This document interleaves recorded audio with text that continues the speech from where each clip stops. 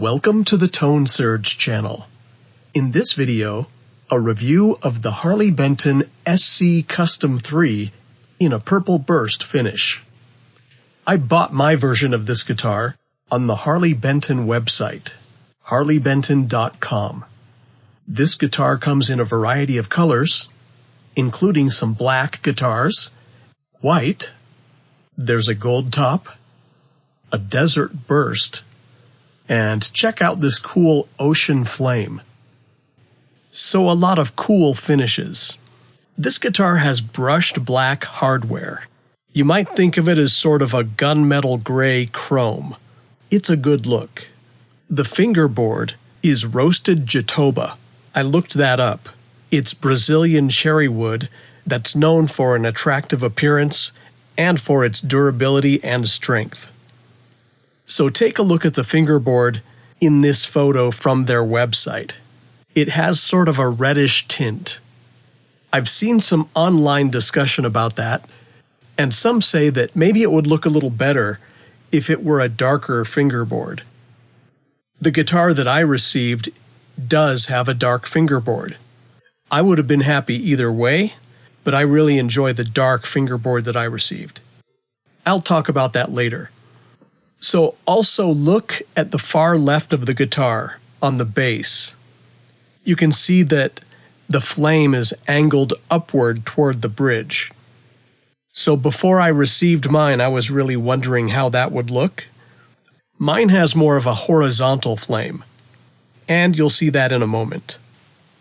I ordered mine from Germany, and it arrived in 20 days. There was a notification on the website when I made my order, and it said that it would be back ordered. So I expected a wait. The last time I looked at this guitar on the website, the back order wait time was, I think, 8 to 10 weeks. So there are a couple of different places where you can order these now, and I'll cover that a little bit later. So here's the delivery box. This photo was taken by the delivery person.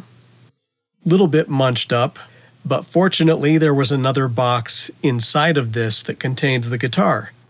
There were a couple of little dents on this box, but the guitar had no damage.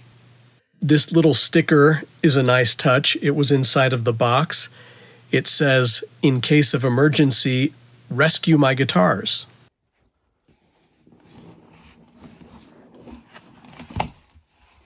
Here are the strap locks that come with the guitar, and they match the hardware.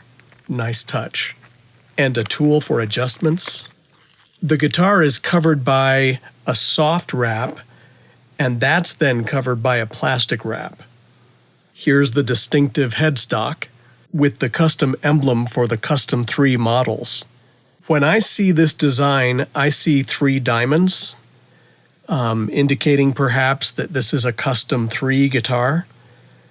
You can correct me in the comments if I got that wrong. But I love that image. Kudos to the person who designed it. I think it looks awesome. Here's a first glimpse of the dark fingerboard. You can see it's quite dark. It helps the instrument look like a metal machine. I'll talk about the fingerboard more in depth here in a few minutes. And here's the finish. Fantastic purple. There are 2 volume knobs and 1 tone knob. The tone knob has a push-pull function for coil splitting. The selector switch is tight when it's in the up position. It jiggles a little bit in the middle position, and it's tight again when it's in the down position. That looseness in the center position doesn't really bother me. The switch works fine. It's not a big deal to me. The frets do have some rough edges. And I think when you evaluate frets, you have to take changing humidity into account. When these frets were quality checked, they probably weren't hanging over the edge. So if I take my hand and rub it up and down the neck, I can feel my skin catch a little bit in some places. But I've played this guitar quite a bit, and I haven't had any issues, so I do not intend to do anything with these frets. Now, while we're speaking about frets, I can tell you about one of the most delightful realizations that I had when I started playing this guitar. There is no fret buzz. It seemed it was ready to go right out of the box. That was very much appreciated. I think every other guitar I've ever purchased, whether new or not, always had fret buzz somewhere. So that's a big deal for me. Okay, the specs. The body is Meranti, and that's a hardwood from Southeast Asia. The neck is a modern C. It has 22 medium jumbo blacksmith steel frets, a graphite nut, Grover machine heads. The pickups are two Tesla VR-Nitro Alnico 5 humbuckers. And you can pause on this video for a moment if you want to read all of the specs. The finish is a high gloss, so it sort of changes as you turn it in light. Sometimes it looks very dark, and sometimes the purple pops out. When it was still in the box, it almost looked like a black guitar to my eyes for a moment. I wondered if they sent me the right guitar. But when I pulled it out, I could see that the purple was vibrant. Here's the finish under direct light. So let's talk about the grain for a moment. You'll recall that in the website photo, the guitar pictured there had grain that kind of angled upward toward the bridge. You'll see this guitar does not have that. It has kind of the more commonly seen horizontal grain below the bridge. But there's something interesting too. If you look on the sides of the guitar, there are vertical lines in the grain. It's not something that I've seen a lot before, but I like it on mine.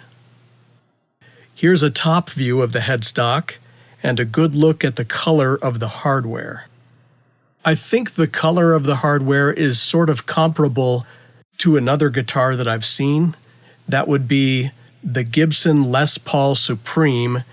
I think it's called the Sea Smoke finish. It's also sort of this cool gray. The text that's higher up on the headstock indicates that this guitar was manufactured in Indonesia. There are two cutaways on the back.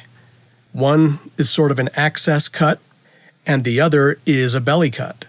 And you can see from the side view that the guitar is thin, and the belly cut makes it very thin on that side.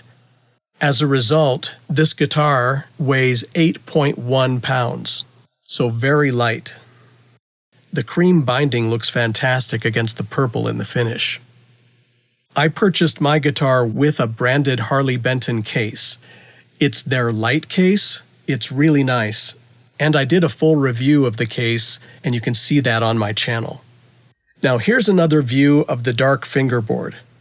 So to me, this looks like a really dark rosewood, or at times, depending on the light, it even looks ebony. So it's really nice. I would have been happy with the reddish fingerboard, but I'm really happy with this ultra dark fingerboard. Overall, I think the looks are top-notch. I love the weight. I love how it's lightweight. It feels good to hold and play. So let's get to a tone test. Here are some clean tones.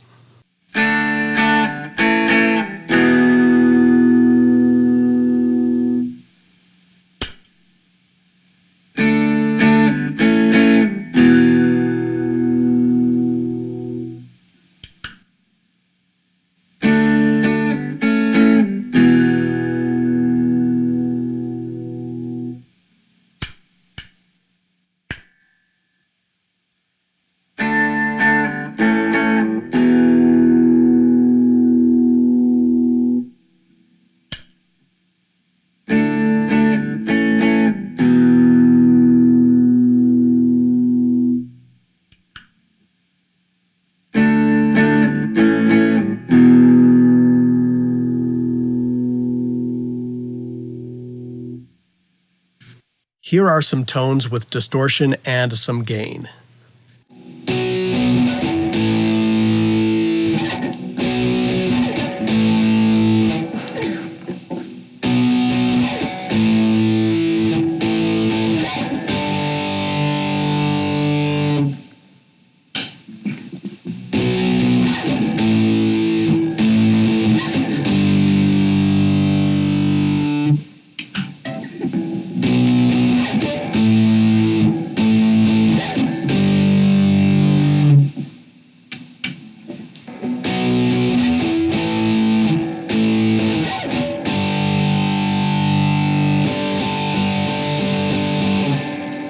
The guitar can be purchased on the Harley Benton website, but really you shop for it on that site, and then there's a button that sends you to the Thomann website to make the purchase.